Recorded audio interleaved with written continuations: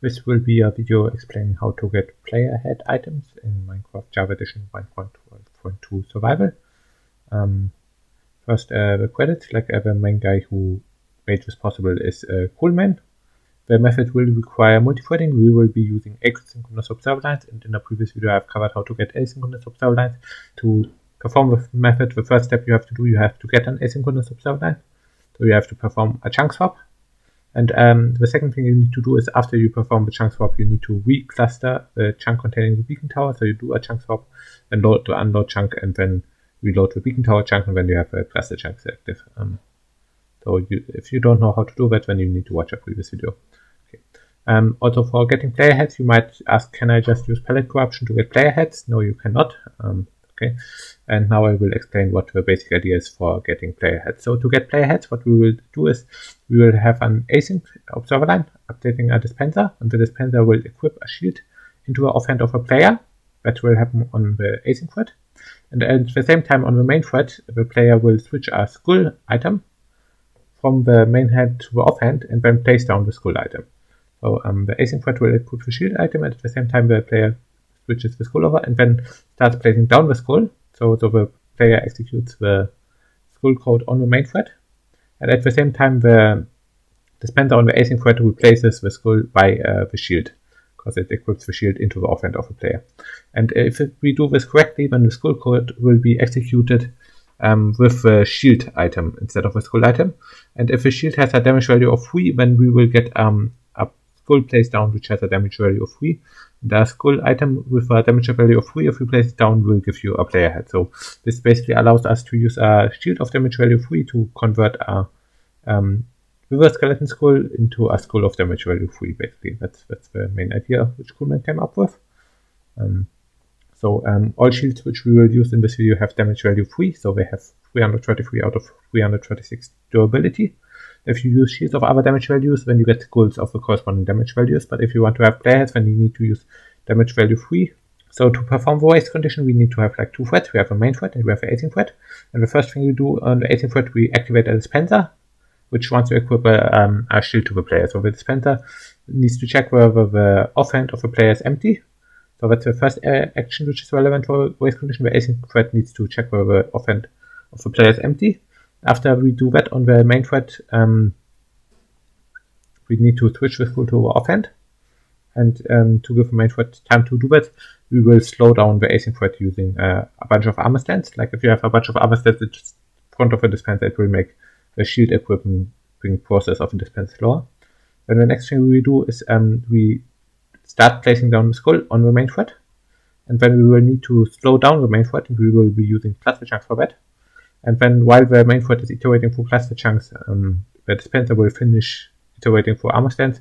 Then the dispenser will finally finish equipping the shield to the player, and this will happen while the main thread is in the skull placement code. And when the main thread finishes the skull placement code, and if all these events happen in precisely this order, then we get a player head, otherwise it fails. So here is the item skull code, and here we can see that we have here a getBlock state call, and we can slow this down using cluster chunks. And this is in precisely the critical part of the code where if we replace the skull item by a shield while we are iterating through cluster chunks in this getBlock state call, then later in the code it will actually get the shield as the item stack with which it performs the entire code. And here we see the item armor code, which is also used by a shield, the dispense armor method. And right here it creates a list of all the entities to which it can equip the shields. And if it finds the player first, and then after that finds a bunch of armor stands, then the armor stands will just slow down this list creation process. And this is also something we can just slow down, which is precisely in the critical part of the code, so that we can equip the shield at the right time on the async thread.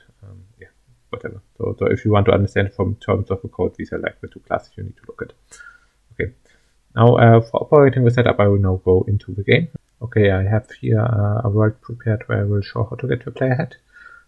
Before we try getting the player head, the first thing we need to do, we need to set up some cluster chunks. So we need to activate some perma loader. Over here is the perma loader. Okay, next thing we do is we load some cluster chunks, load to unload chunk, whatever. And the setup has view distance 2, so yeah, you just use view distance 2.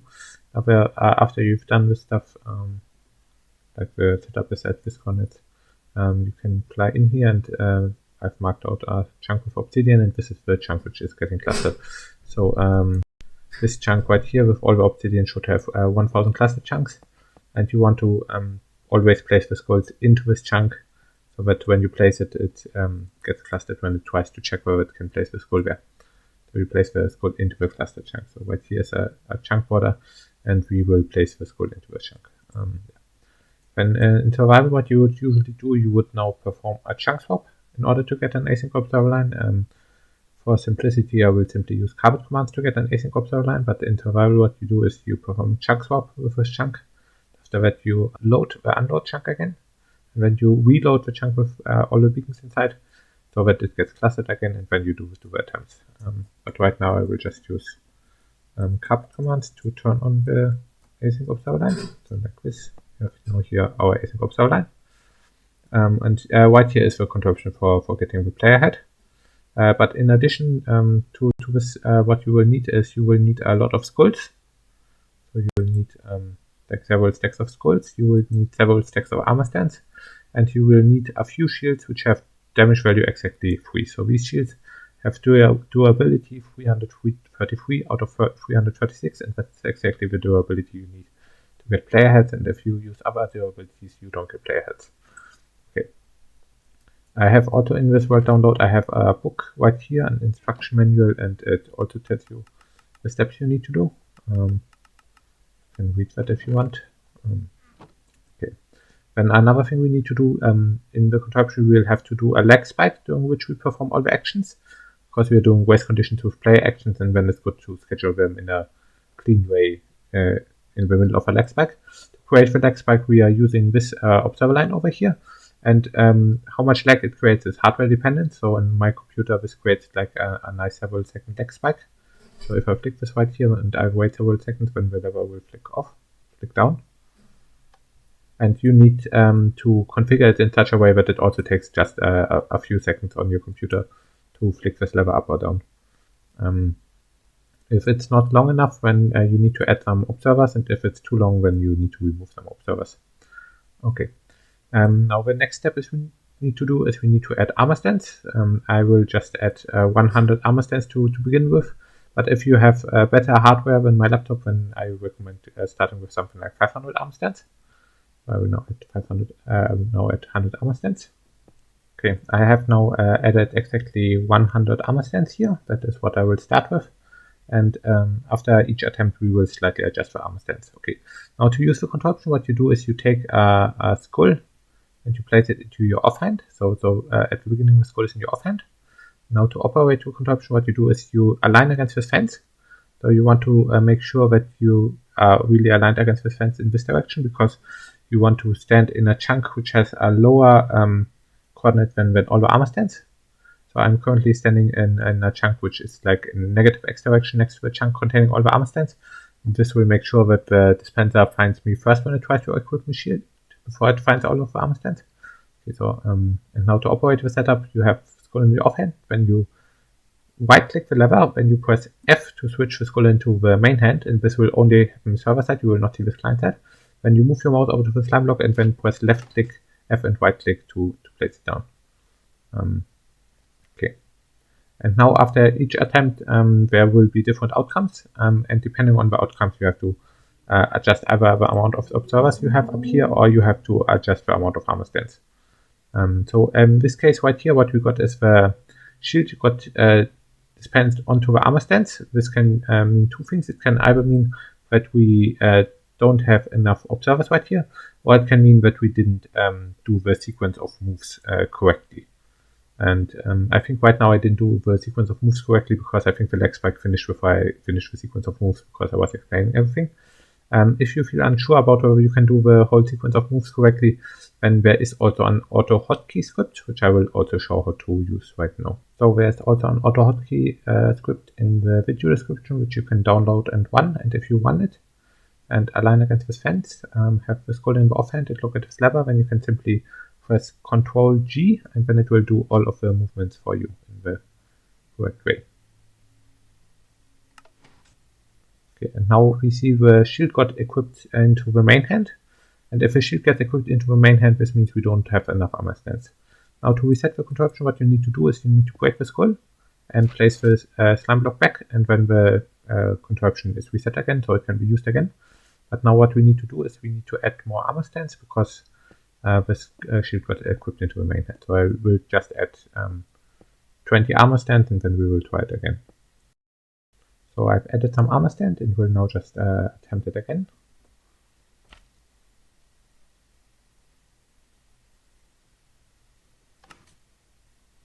Okay, it got again equipped into the main hand. This means we don't have enough armor stands yet. Okay, we are now at 200 armor stands. So let's try this.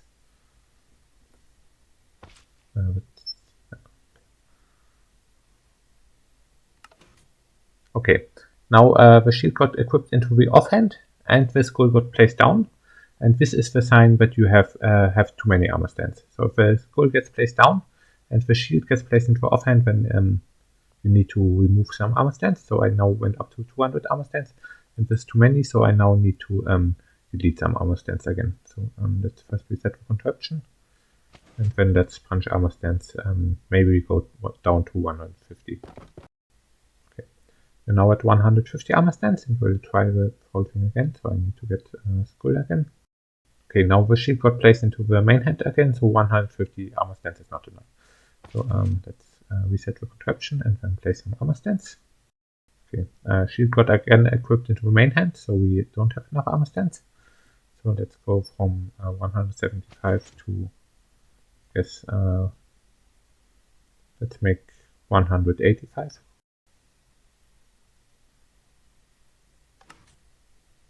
Okay, still not enough armor stands.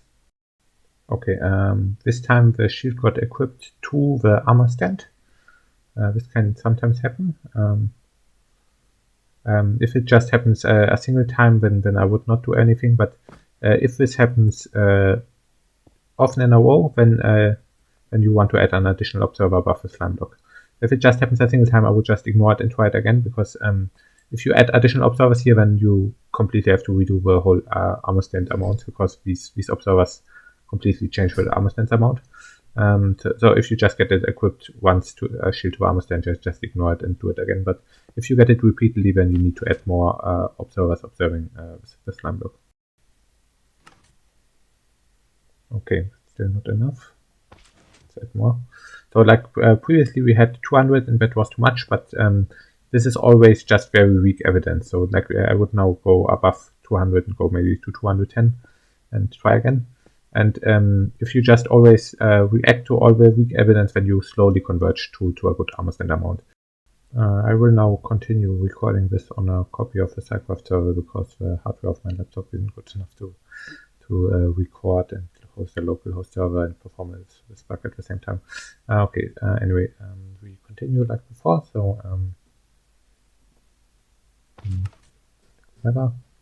And right here we got the shield equipped into the offhand and the skull get placed. So right now we had too many armor stands, and I here on the SciCraft server I started with 512 armor stands, but we can apparently reduce it. And so let's maybe go down to 450 and then try again.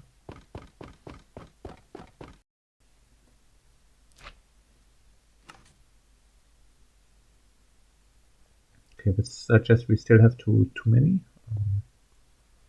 Let's put a few more armor stands.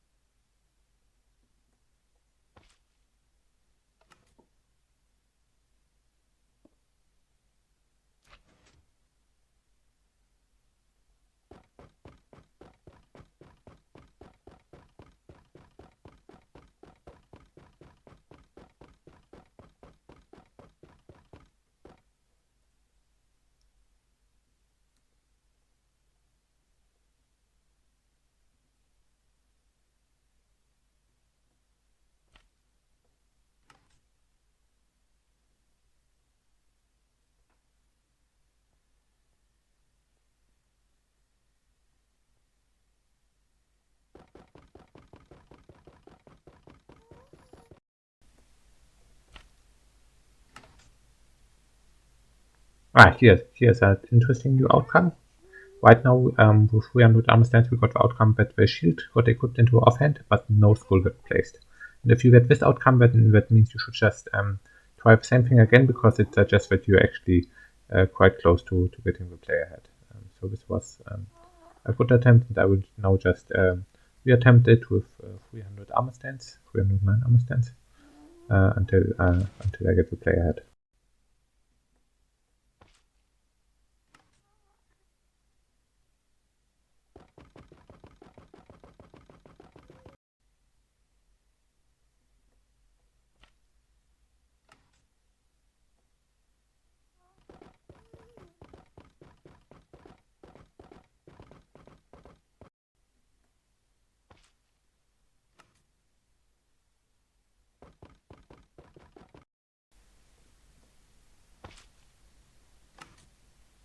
Here. Okay, I'm recording. Okay. Yeah. Here we got the player head. I was I've now only got 70 armor stands, so I started with 500 armor stands, and whenever I got the result where it says I have too many armor stands, I destroyed some armor stands, and now at 70 armor stands, we finally got it. And this is kind of funny that I get this with 70 armor stand on the Cyclops copy server, because the last time I did it on the Cyclops copy server, I got it with like 470 armor stands or something. But this time was different. So like even on the same hardware, if you do it at different times with just minor variations, the armor stand amount can be completely different, and you need to figure it out experimentally by like destroying armor stands when you get like the shield equipped into offhand, but no skull, but the skull plays down, and adding armor stands whenever you get the shield into the main hand. But here, right here is the player head, and you can like have the item right here. And yeah, that's everything for this video. Goodbye. So and here's again a list of all the possible outcomes. So if shields get equipped to armor stand, you shoot armor stand with a bow and replace it, and then you just put maybe more observers on the slime block. If the shield is in the main hand of the player, then you add more armor stands. If the shield is in the offhand and no skull got placed, then you just try the same thing again. If player heads gets placed, then you're happy, and if shield is in offhand and a skull got placed, then you remove some armor stands. Okay, and the question is, are there any other applications of like asynchronously replacing the shield? Not really. Like the player head is the only useful thing, but here some other stuff, and that's now the video. Bye.